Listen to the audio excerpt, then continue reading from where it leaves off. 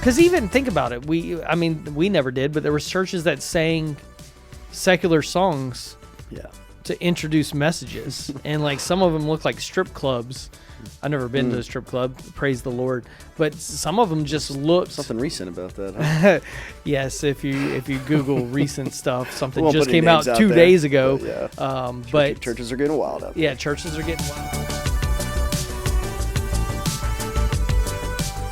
Hey, welcome back to the Victory Podcast, and it's going to be a good one today. I feel like a radio host. We got Nakota Derwin. Welcome back. Yeah. It's been a long one. We took a really long break from podcast, and then we had Rick Leffler on, and talking about his. It was all right. I had trouble getting into it, to be honest with you. Yeah. Because I feel like it's a different topic. It's a different topic, and as a man who's never been divorced, it was hard for me to kind of talk about it because I've only seen it from the podcast was on. Yeah, it was about happily ever after divorce. Oh yeah. And but it good. I love Rick. Rick was my youth pastor, and so it makes me happy to sit in a room with him. But today we got you on. Yeah. You are a worship leader, creative pastor. By the way, Nakota Derwin. Yeah. And and me, I'm the executive pastor here, but I had my hand in the Brady Cannon. I'm Brady Cannon. Do you want to say Katie Brannon? Katie Brannon. But I've had my hands in worship and creative production. So a little background so you get started. So when did you start leading worship for churches? Oh,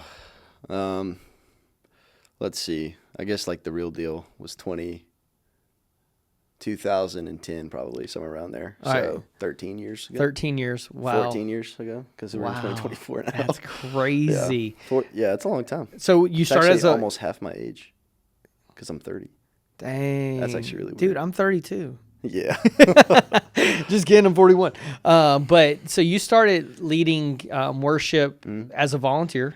Yeah, for sure. Okay. Can I ask what denomination, what background? Yeah, so it was our family started going to, it was a smaller Baptist church, and they had just kicked off like a youth group. They had like 10 people. It was like a very small group feel. Tambourine? Use the tambourine for your worship leading? No, I had already, I wasn't very good, but I played acoustic and I sang, and then kind of was starting to feel a pull towards that area of ministry, and so they just kind of threw me in there with the guitar. We sang a lot of Chris Tomlin, and other things that I can't remember. Phillips, Craig and Dean, maybe. Is our God. Any Phillips, Craig and Dean? Phillips, Craig and Dean. I never listened to them. I was into. I Am a Friend of God. I was into Cutlass. Yeah. Well, I had that. I just couldn't play that. I was into the hard rock yeah. Christian with a little Rage Against the Machine. No, but. Yeah. So no, during that time it was all Jesus music by 2010 for me. Mm-hmm. But when did you get on staff at a church, like where ministry started becoming a job? Yes, that was a career, not a job. I want to say 2013 is when I was hired on as like a youth worship leader. Gotcha. Did you ever get to lead in a big church? No, before that was. What date? Dude, I'm terrible with dates. You're so good with dates. I'm not good.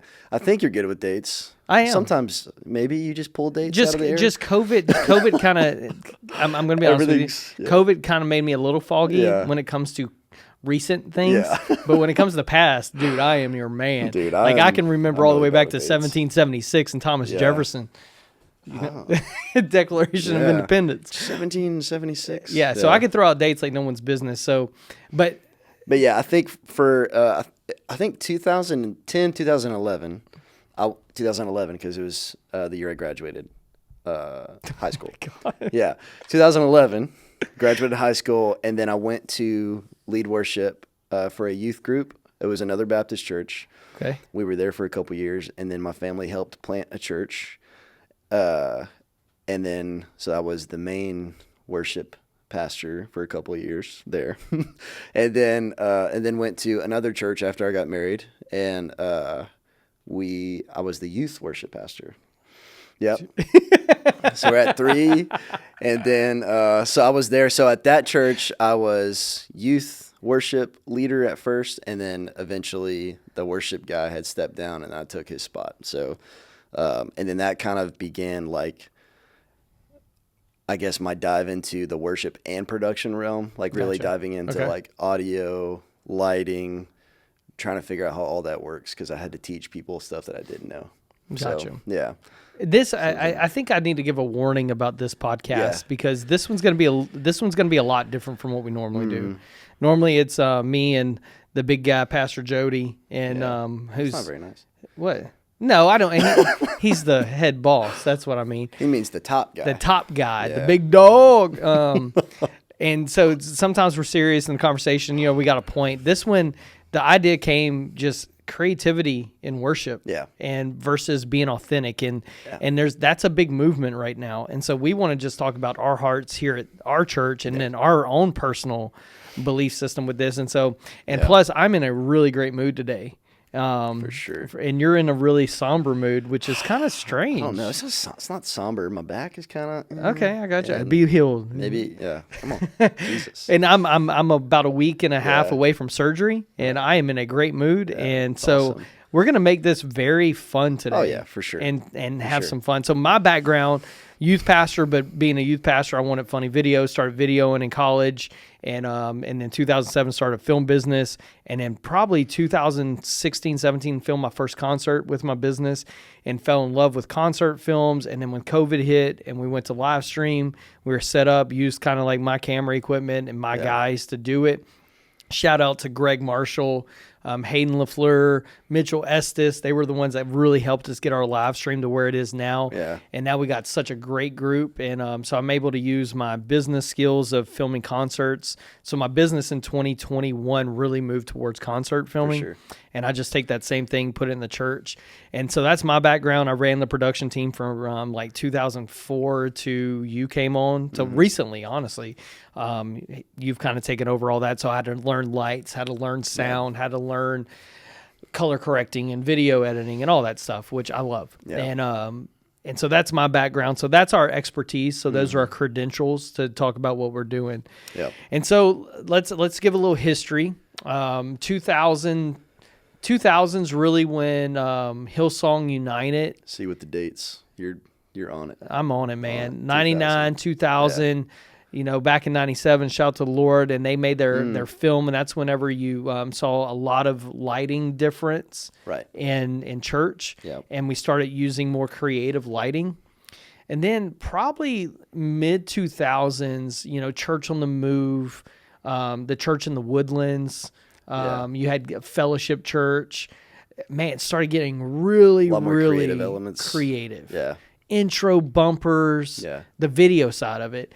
And then mattresses on stage to illustrate the Right. messages, security people dropping out of walls. I mean, it got really creative. I remember one with the guy in the Woodlands was preaching a message with motorcycles jumping over him during the message.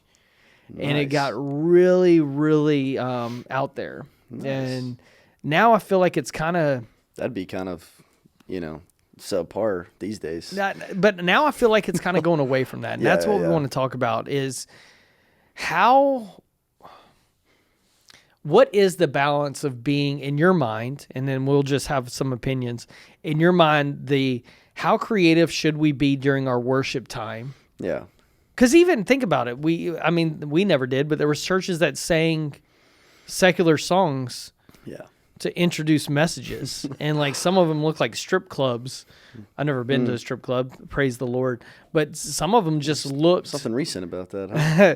Yes, if you Google recent stuff, something Won't just put any came out names out 2 there, days ago. but, yeah. But Churches are getting wild out there. yeah, churches are getting wild. But what, in your opinion, when it comes to creativity versus being authentic Yeah. in worship?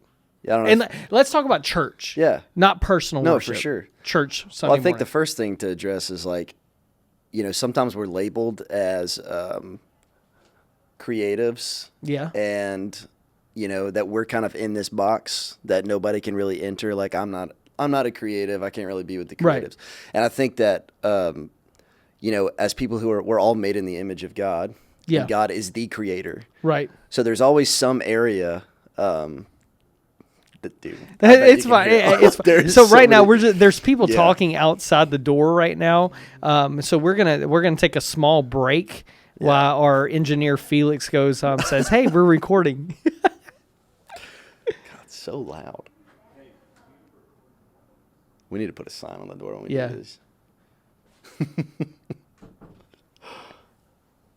Oh, hang on. You were on Nakota's camera when I was addressing the audience. That's okay. I'll cut it No. and then I'll put a little Okay. graphic up. Like, Okay. Like switch it back to the center cam. Yeah. So small break we had to take. We had some people talking. So small break right there. But we're back. So go ahead. yeah. Anyways, Sorry. I think what was I saying? Oh yeah, we're all made in the image of the Creator. Yeah. And so in all aspects, as a believer, for sure, we are creating in some sort of way, and so. And I feel like as being made in the image of God, who is the Creator, I mean, you can't get any more authentic than God himself. Yeah.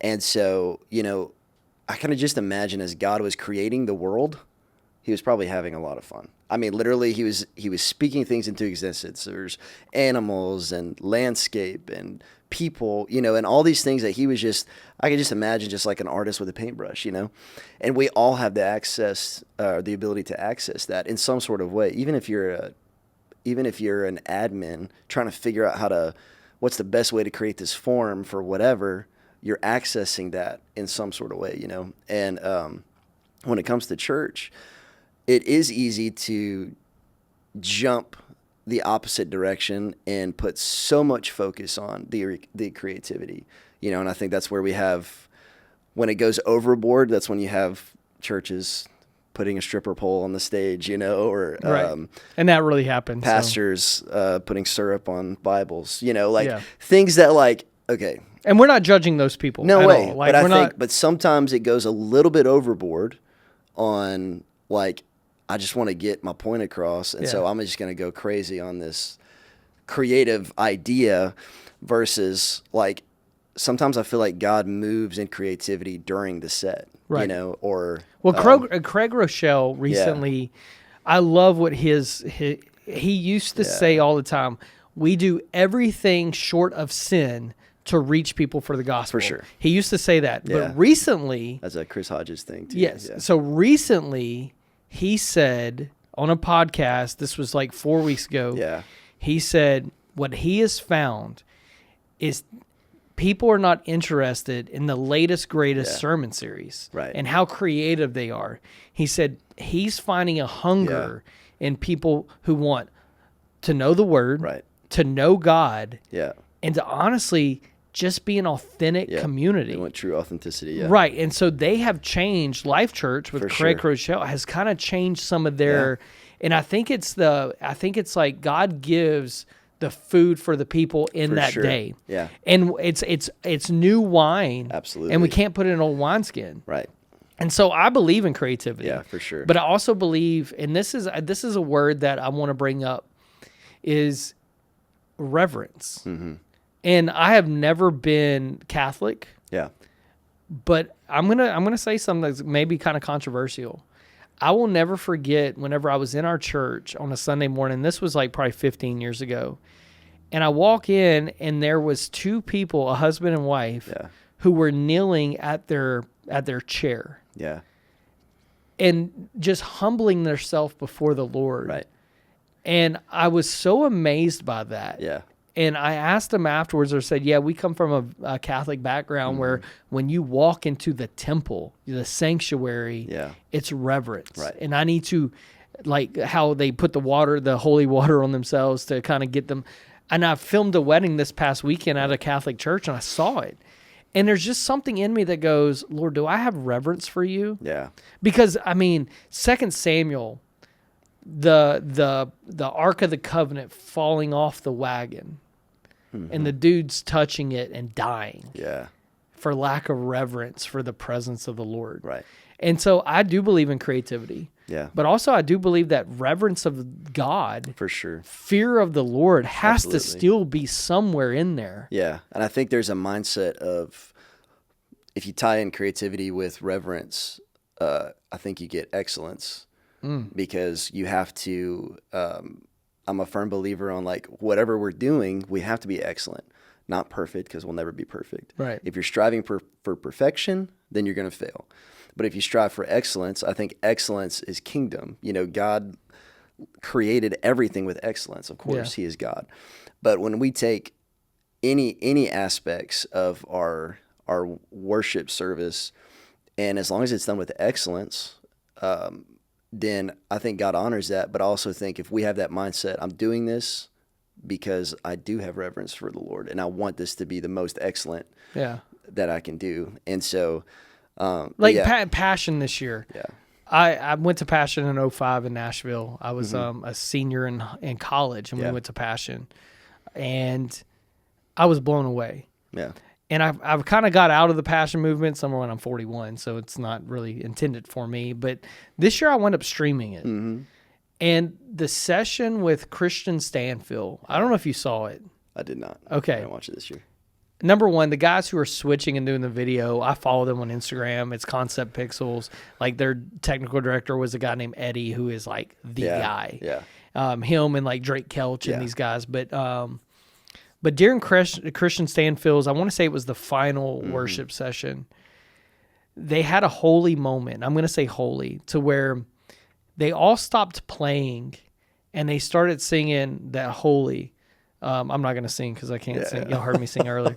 But I can't sing. But it was holy, holy, holy are you, Lord. And the whole crowd is on their knees. Mm-hmm. And it wasn't planned. Right. It wasn't like this would be the best creative moment and the sky cams can get this. And and it wasn't. Right. It was just a spontaneous creative moment full of reverence. Absolutely. So I think where we get off is it needs to be one or the other. Yeah, no. And we can have both. Absolutely. We just need to make sure that we don't swing for sure one way or the other. Absolutely. I think I was being in like this world for so long, you know, there was a season where I feel like I swung too far over, you know. In which way?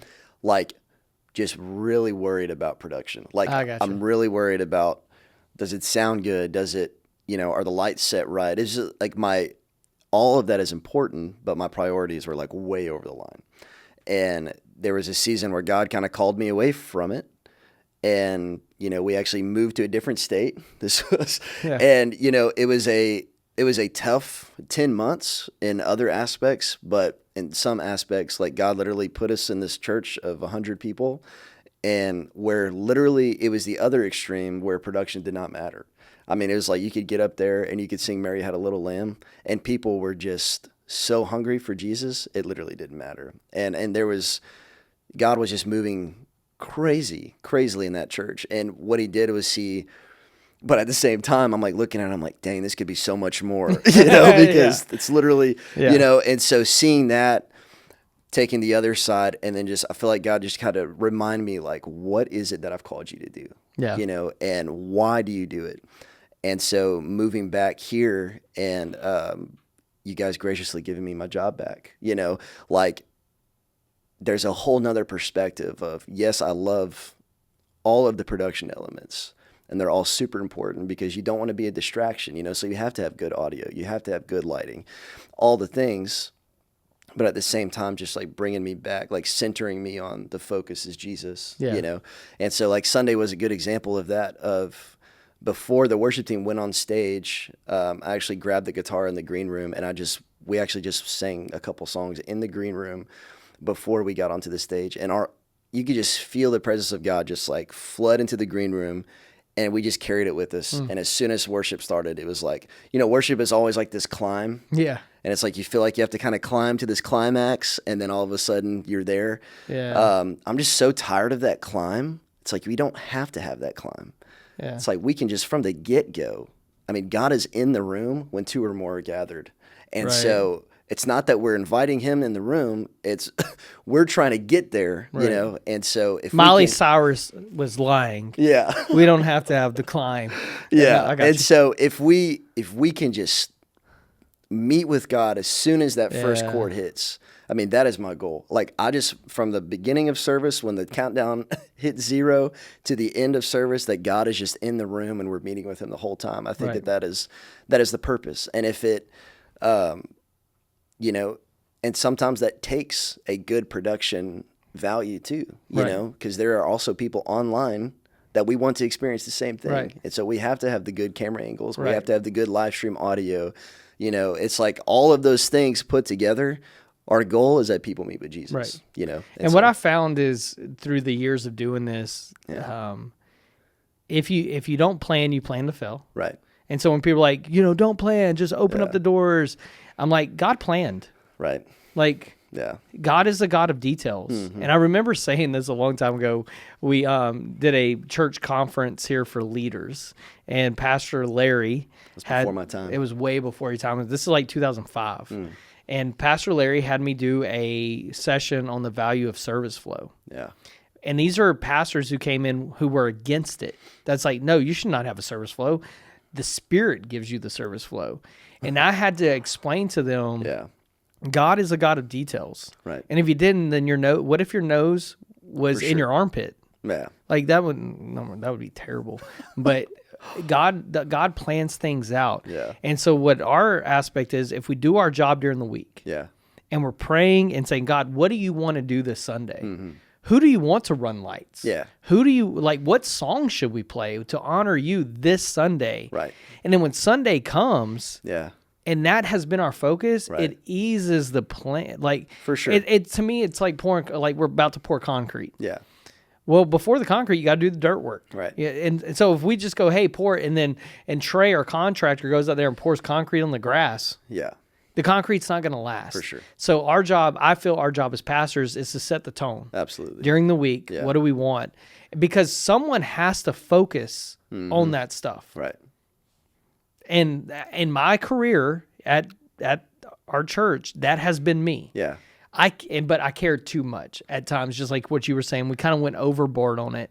Yeah. But what I'm understanding is, I want to get scriptural now. Yeah. The Bible says when we all come together, each of us has a gift to give. Mm-hmm.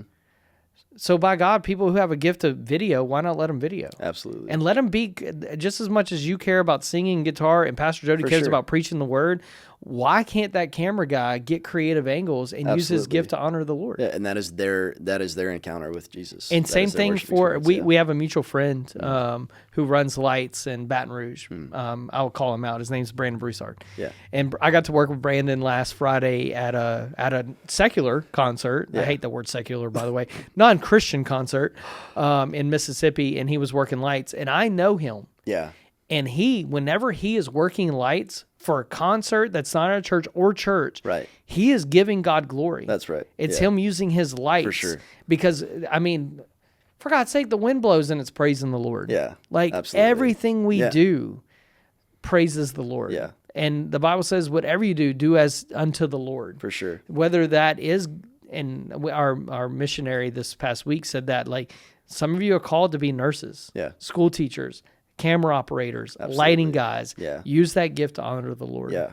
And and going back to earlier, there's creativity in all of that, Absolutely. you know? And so I think it's our form of creativity is it's the most visual because we Yeah. come on Sunday, Right. everyone's here for the one purpose. And so when we mess up, it's really noticeable, Right. you know? Sound And guy so- messes up. It's really but it's like, noticeable. it's learning to, as a person sitting in the seat, you know, you have got to have grace for that person, you know, and for that team because it's the same thing as you in your workplace trying to be creative, Right. you know, and in whatever aspect, you know, if you're a construction worker and you're framing a building and you are, I don't know, this is the only example I can think of, but you're putting boards together and you miss a board, you know, and hit Yeah. somebody in the foot, you know, Has that happened to you? maybe once or twice, but, I and felt a so- little pain coming from you that. know, and so in that aspect, you got to have grace for that person because they're doing the job, you know.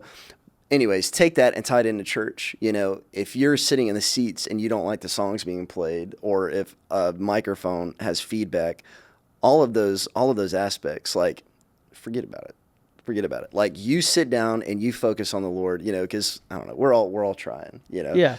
And And, if you ever find yourself, because when I was leading the worship team for 8 years and song selection, oh my gosh, I don't know if our normal person who comes to church, who sits in the seats, Yeah. understands I don't want to say the difficulty, but the difficulty of putting together a worship set. For sure. I'm actually just diving back into it because our worship director is out on baby leave. And so diving back in, I just like my first set list it's been a year or two since I've made a set list. So diving back into it, it's like, wow, this is actually really tough. It really is, because you're praying about it. For sure. But then you want people to be able to sing a song with you. Yeah. You don't want it to be a performance. So you Right. can't sing so many new songs. I mean, it's a formula. It's a minefield For sure. that you have to walk through. And so, yes, please have some grace. Yeah. And if you think you can do better, come talk to Nicole. Yeah, that's right. Yeah. Like come talk, because and that's not a shot. Yeah, That's like, hey, for no, sure. if maybe you do have a gift. Yeah. And maybe you just want to see if you have a gift in Yeah. production or creativity or whatever. Absolutely. Because it's needed. We always need more people. Always need more people. And the Yeah. other thought is this. This is why I take production in church serious. Mm-hmm. Why should the world have the best? Right. Like For I sure. get to work with some of the most expensive, best audio equipment Yeah. in the world Right. at these concerts. There's a board called Digico. Mm-hmm. Like some of these boards are $250,000, and I go, why can't a church have that? Right. Again, we didn't buy a $250,000 Right. board, but we bought a nice one that didn't cost near like that. Yeah. But I go, why should the world have the best LED wall? Yeah. Like there's a music festival going on right now, last weekend and next weekend, Coachella. Everybody knows the word Coachella, and it's like peppy and preppy and Yeah. California. And I watched some of it, and I'm like, their screens, it entices you. It just Yeah. draws you in. And I go, why should the world have those things and not the church? Yeah. For sure. And the church, we can use those tools to the advancement of the kingdom. Yeah. And Jesus used tools around him. He used boats. He used nets to demonstrate. He's talked Yeah. about parables. Why can't we as the church use those same tools Yeah. for the motivation of winning people for Jesus? I know. I hate saying that, winning people for Jesus, but showing people who Well, Jesus the really goal. is. That's what we're doing. And I think the flip side of that is also, I've always liked the idea. This hasn't happened yet, but I've always liked the idea that as a believer made in the image of the Creator, and as a creative pastor, like, I don't want to look at the world's ideas for creativity. I would rather the world look at my ideas and be like, oh, I Right. want to copy that. Because it's just the world's ideas is just a copy of God. Absolutely. Like that's what the enemy tries to do, is just imitate. I would much rather tap into like what Yeah. God's idea is first. Yeah. Before the world would tap into it, because that is, I want the opposite effect. I want people looking at us, Right. and I think that's part of the reason why, I went to a youth camp a couple weeks ago, and what we said earlier about people just wanting authenticity, Right. man, you can see it in youth kids and students, where they just want authentic Jesus. Yes. Especially in like the Bible Belt, there's so many like churched kids that just know the churched Jesus, Right. and they just want to know the real Jesus. And I think that sometimes we look so similar to what the world is doing that church Jesus becomes boring. Right. And until we tap into the authenticity of the real Jesus, like that's what we need to do. And I think that is what pulls people in, is, so tying creativity in with like, we want to be authentic, and we want people to experience the real Jesus. That's what draws people in. Yeah, absolutely. That's really good. So we're gonna do a part 2 of this, and we're gonna do it right after this, because I have so many more questions, but and so many more comments about this. So I think the end where we want to end this part 1 of creativity, worship, and all that and being authentic, reverent, is know that what we're trying to do in this podcast. I know other people watch it, but this is for our church. Yeah. Know that the heart of me and you, since me and you are mostly the production guys here, Right. And again, people don't know my actual job. They think I'm just a video guy. It's so funny. What do you do? What do I do? I run the business. No, but we're known as the production guys. I want our church to know our heart. Yeah. I know you. I trust you. Yeah. I trust your heart. Yeah. So if you go, hey, this week we're doing an acoustic set, I trust you. Yeah. And it's not because we just don't have people. It's like, no, we feel like God wants to do Weird that something you say different. that because I'm just kidding. Are you doing one this No, week? not this week. But I just want the church to know our heart behind this is every Sunday it's somebody's first Sunday. Right. Absolutely. And what we're trying to do is, I know I have a little different stance of what church is for on Sunday morning. Mm-hmm. I believe the church is a rescue mission. Mm-hmm. That Victory was founded in 1984 with the theme of this is for broken people. Yeah. It was called the City of Refuge. Mm. Every Sunday, and I believe that's in our DNA. We Yeah, don't talk for about it a sure. lot, Yeah. but our location, where we're at Yeah. in this town, is right by a very poor economic part of our town. Right. We are the City of Refuge. Yeah. And we are not a country club. Right. And we are not here to please you. We're Yeah. here to reach people for Jesus. For sure. And so Sunday morning, I really am looking at going, this is somebody's first time. Yeah. The way that we do the parking lot is creative. Mm-hmm. With the golf, like, it's not new. It's just creative for us. Right. Like, we are here as a church staff, especially me and you with production. It's to not entertain you. Yeah. It's to show you Jesus. Yeah. Absolutely. Anything to say about that as we close out part one? No, I'm with you. Yeah. I agree. All right, we're not Yeah. changing clothes. We're going to film part 2 right after this. So if you see part 2, well, thanks for joining for this episode. Yeah. If you have any questions about this, email Nakota. It's NakotaLovesWorship@gmail. Just joking. That's not his email. How about you can email the church? Email the church, and we would love to have some conversations, or see us on Sunday morning. Pull us off to the side and Yeah, for ask sure. about if you have some thoughts about this. But Yeah. thank you so much for joining. We'll catch you on part 2 of this podcast. Yeah.